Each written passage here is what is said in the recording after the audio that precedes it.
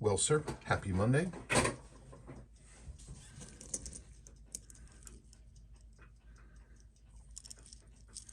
$6138-0040, never restored. Completely original. Unfaded. Absolutely clean case lines. Beautiful original full-length bracelet. Really nice piece. You've picked this up and you are having it serviced. So let's service it. What do you say? Let's get this done.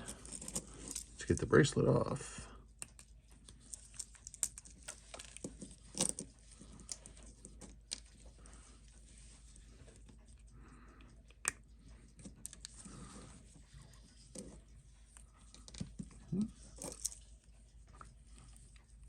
Really nice.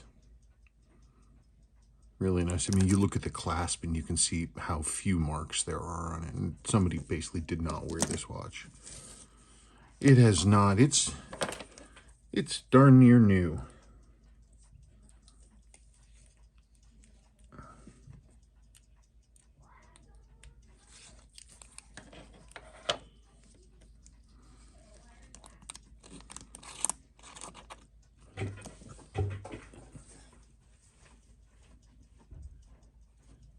What's that say? Well, you don't see that very often, do you? You see it sometimes, but not often. Unadjusted Seiko Ltd. When they did stuff like this, it was to comply with importation rules.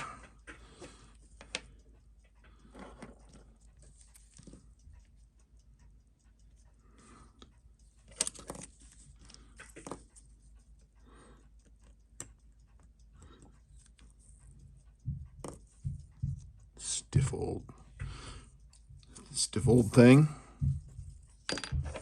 Cool. That's neat. I always like seeing stuff like that.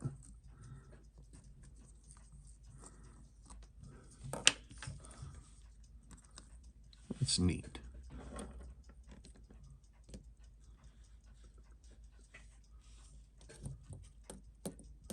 Oh, come on, out. There, thank you. I always wonder, I'm like, how many of those weights did they have to do? Oh, we got an order for blank number of watches. You gotta have this text on them.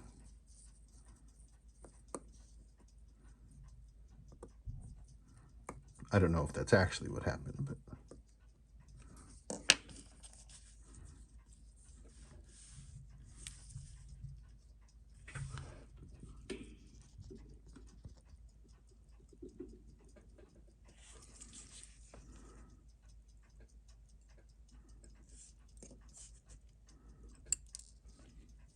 come here.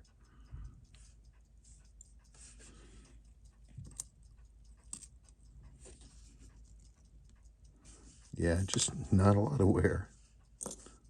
Not a lot of wear.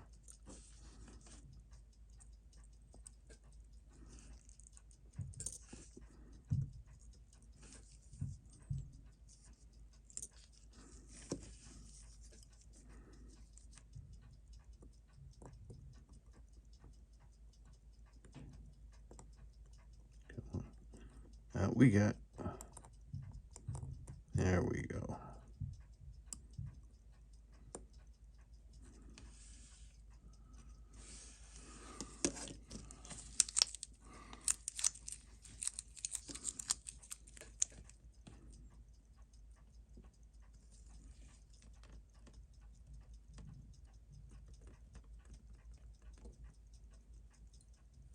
Okay, cool.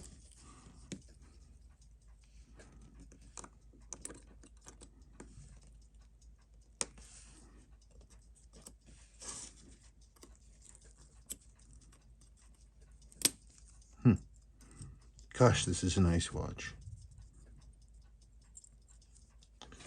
Put it over there.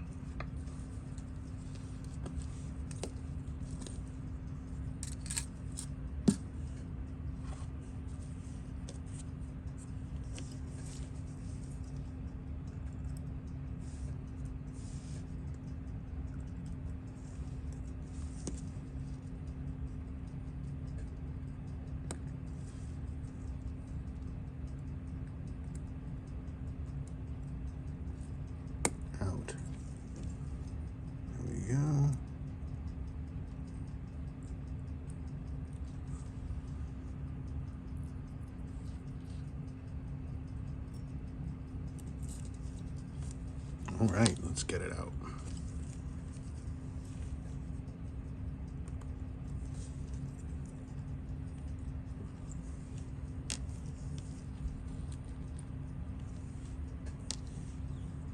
When was this watch made? 1976, I believe it was. I was 8.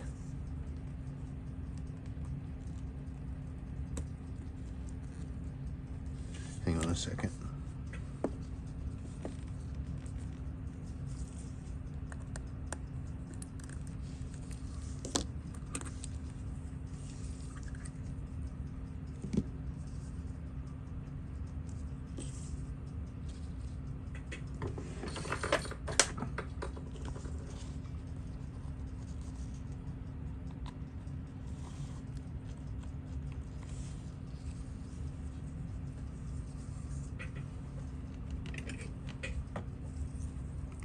Ancient old crown gasket. There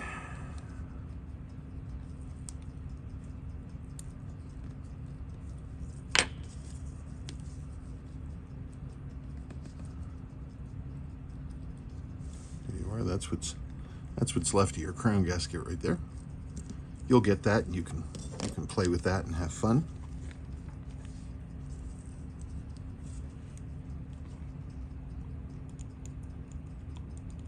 Come on, let's go. Let's go, come on.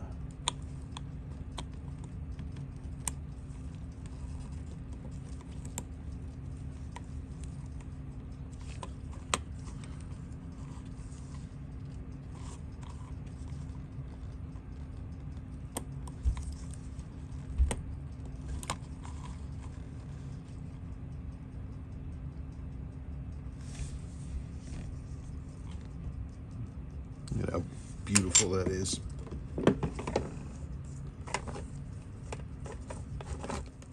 Here's your dial.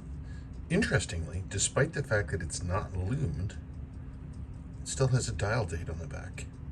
That's pretty cool, because my prevailing theory is that the dial dates are an expiration date for the lume. But until somebody from Seiko tells us that's true or not, I'll never know.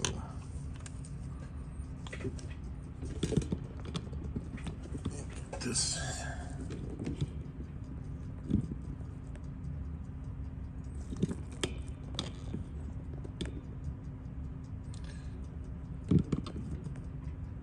Yeah. Okay, let's get this thing ripped apart.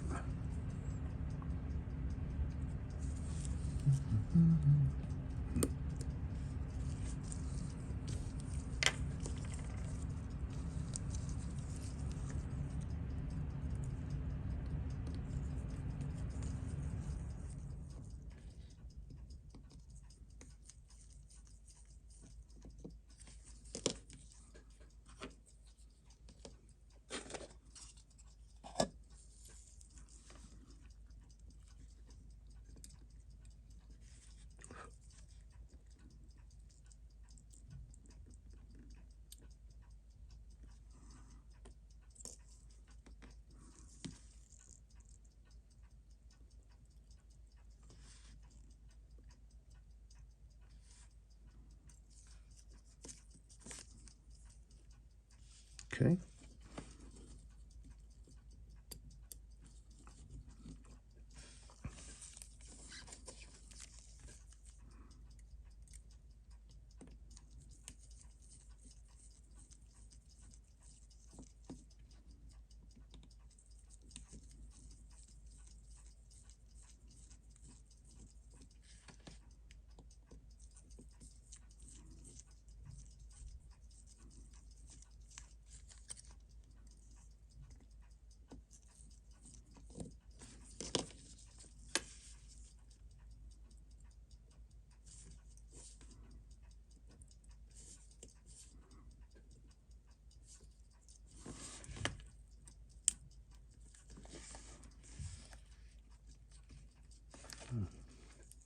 There's your chronograph bridge.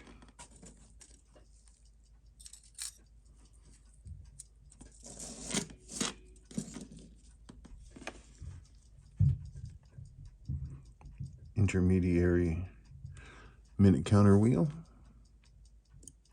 minute counter wheel, hammer spring,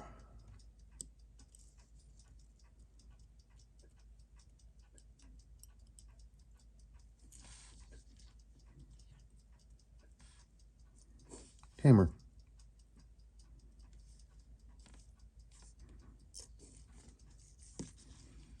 operating lever, spring,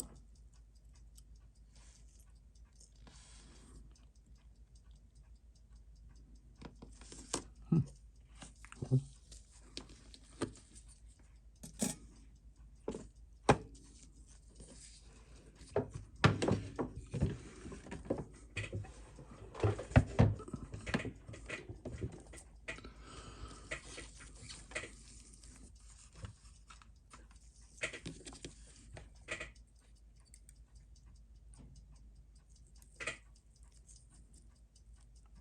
Ooh, that one was on there. That did not want to come apart.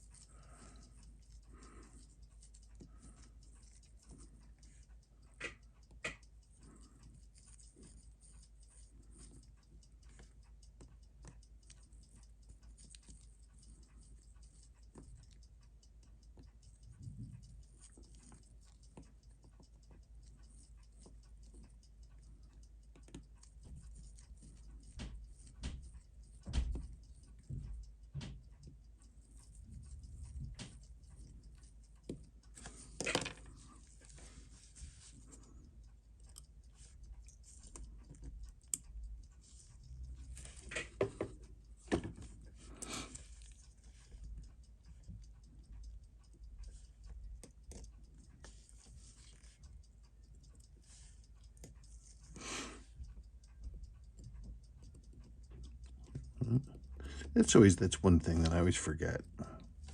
One disadvantage to doing it my way.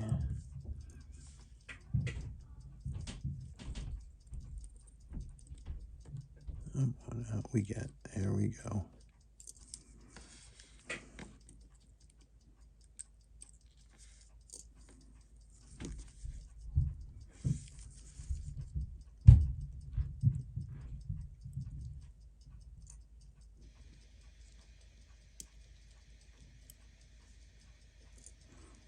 Yeah, this is sure is original.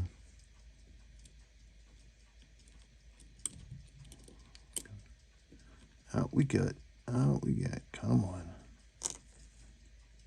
2 screws. 1.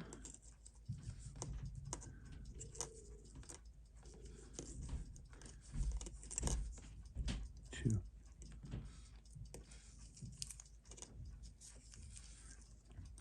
One upgrade we are going to do to this watch is we are going to do the upper mainspring arbor jewel. You can see the tip of these tweezers are pointing right at the bushing that's there. So that's a metal bushing, and that's a wear point. And so we're going to swap that out, and it is going to become jeweled, and that'll be cool.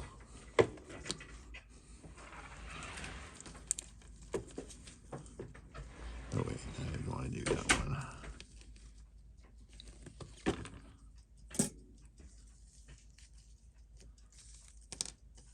Here we see the hardier movement, chronograph wheel.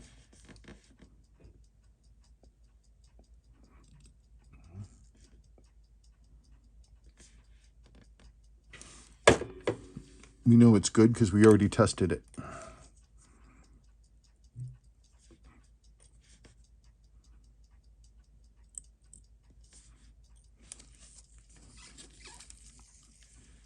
Center wheel bridge.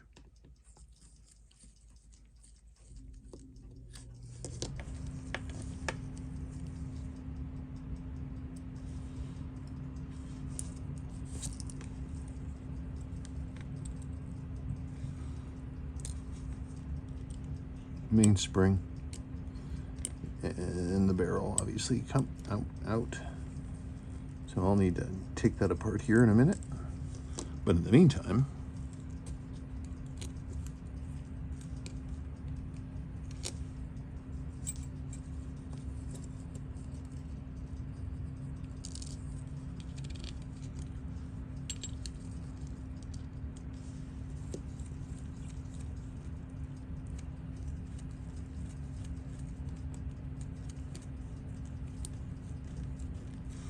Okay.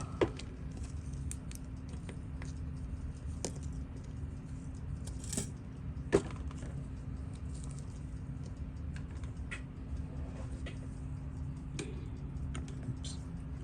And here we have the calendar side.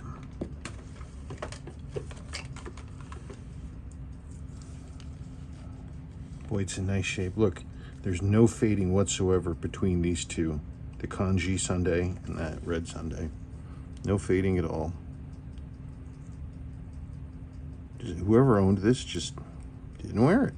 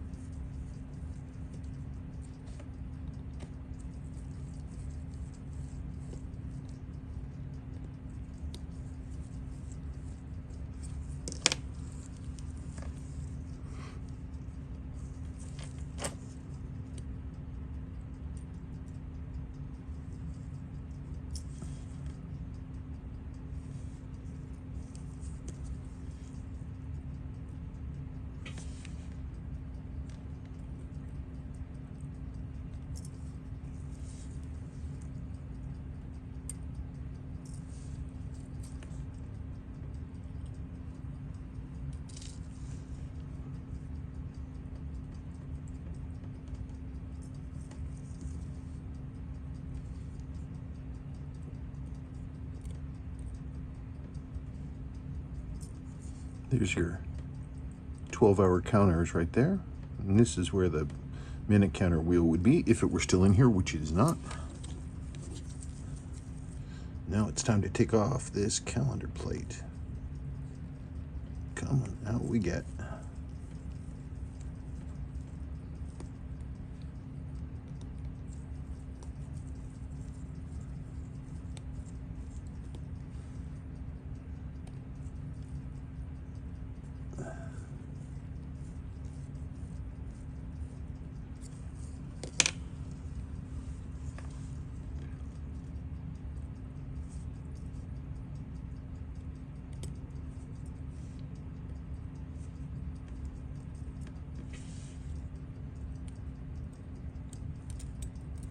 Come.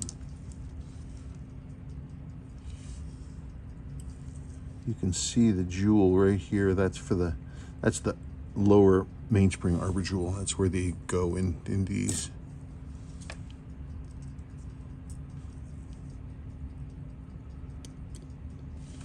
Oh, you stop that.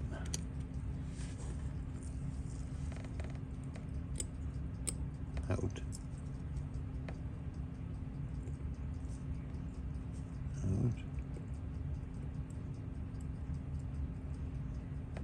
Out, come on, out.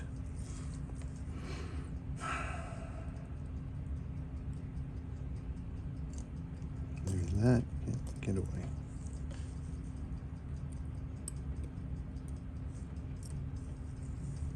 Out. Okay, now the rest of this stuff, this is the reset for the 12 hours. These levers and such.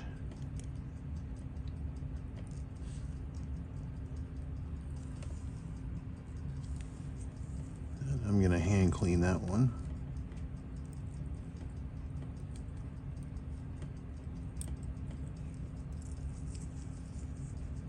What a delicate arrangement, and yet it functions really well. Come on, out we get, out we get, out we get. You got nothing better to do. Come on.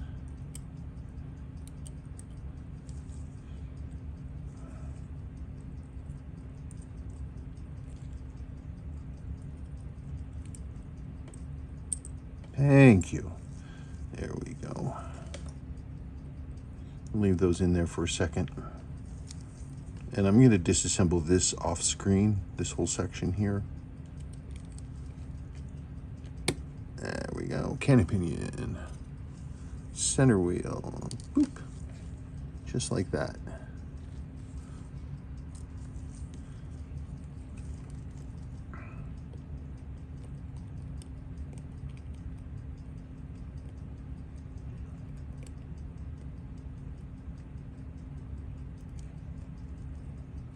Oops. Come here.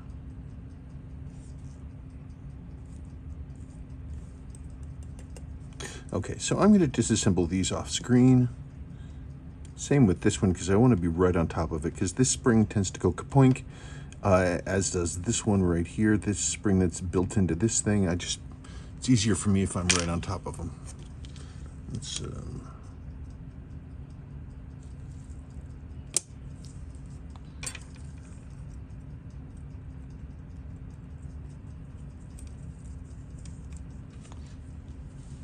there's the top of the mainspring arbor.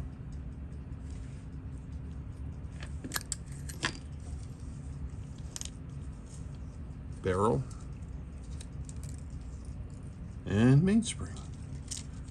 These I'm going to have to all hand clean, and then we'll get it ready to go through the cleaning machine and for the movement. And now I've got to disassemble the rest of the case, but like the rest of this stuff, I'm going to do that off screen. When you see me come back, basically the movement is going to be quite likely what's going to be is I'm going to come back and I'll be in testing. Okay? So you can check that out, and it should be right after the jump.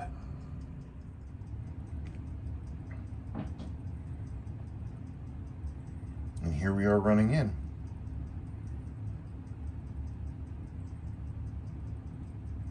So these are preliminary numbers.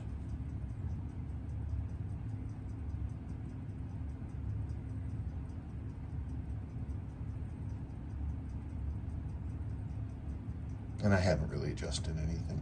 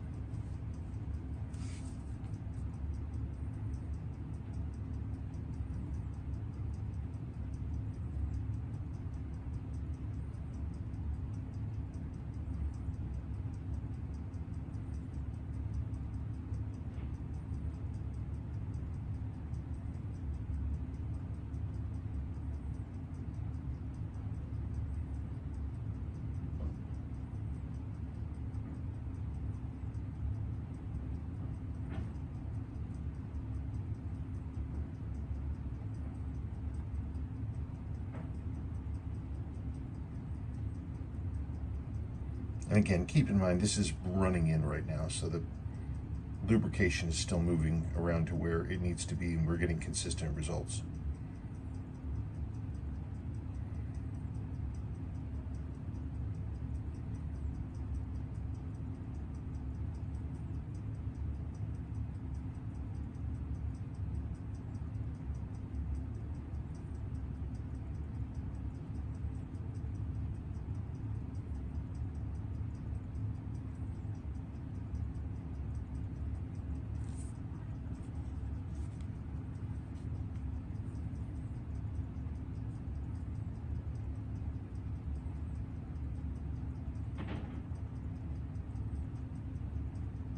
I just like watching the numbers.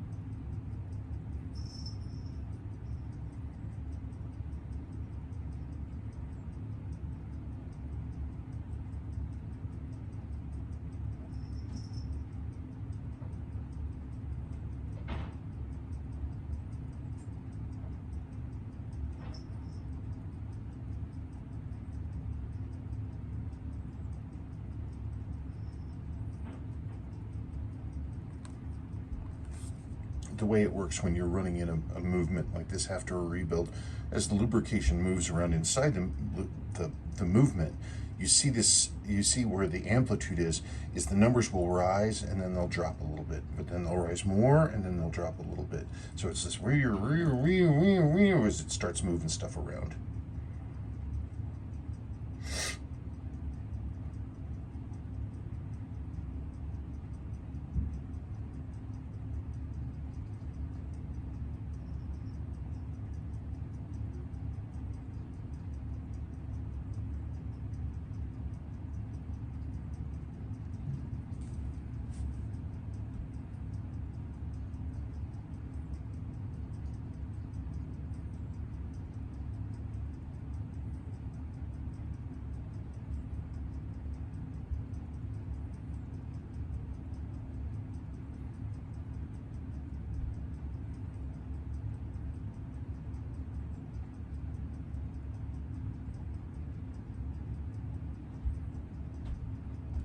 I'll need to go back in and adjust everything.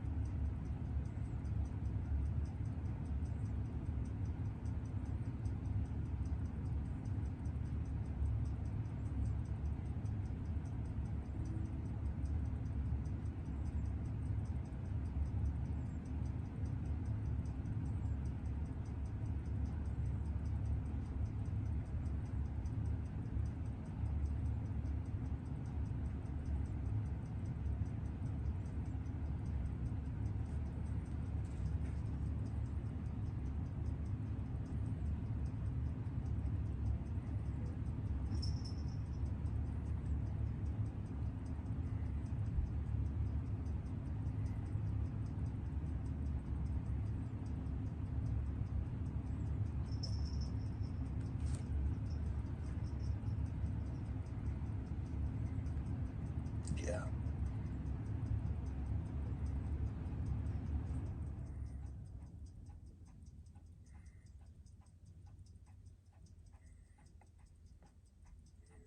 Okay, I'm going to go ahead and let this continue to run in, and I'm going to work on your case because I'm going to do a full case rebuild, which means getting that case apart, and it's never been apart before, so that's always fun.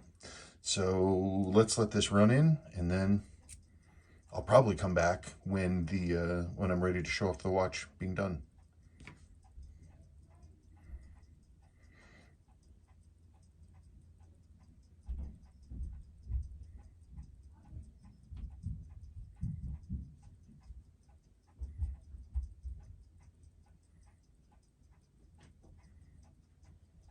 Where's Mommy?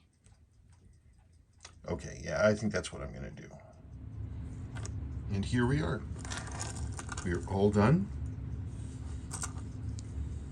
All clean and all serviced. You did say that you wanted to retain the original crystal, so that's the original crystal. I mean, it has a few marks, but it's just, honestly, it's not worth changing, in my opinion. So when you have, I don't know if you have these sorts of chronographs. Here's my recommendation for the chronograph, because a lot of people ask about keeping the chronograph running or leaving it stopped or whatever you're going to do. Here's my thinking on that.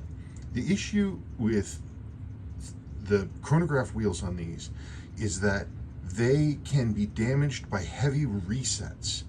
So what we want to do in order to preserve your chronograph wheel is, see how this main sweep is right here?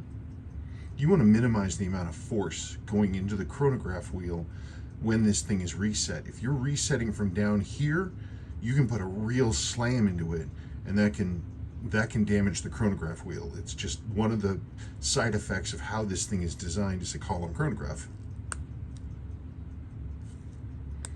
So if you're running your chronograph and you're timing something and you have your sweep down here, you know, you get your reading. Boy, that's a pretty watch. Boy, that's a pretty watch. You get your reading, and then, like, I wouldn't reset it from here. Anything below, like, 50 minutes before to 10 minutes indicated after, I wouldn't reset it from there. I've personally seen a chronograph wheel go bad from doing a hard reset down here. So it's the usual thing. You just want to come and let it come all the way up to the top. You don't have to leave it as running or as stopped. That's not as important as just being careful with the reset. I do this every single time. I never reset from down on the...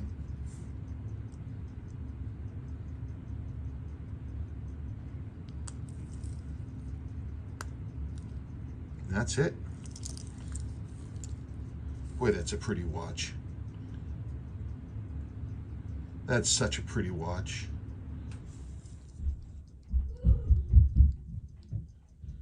It's a good one. And thank you so much for picking it up. And I look forward to getting this back to you. Thank you so much.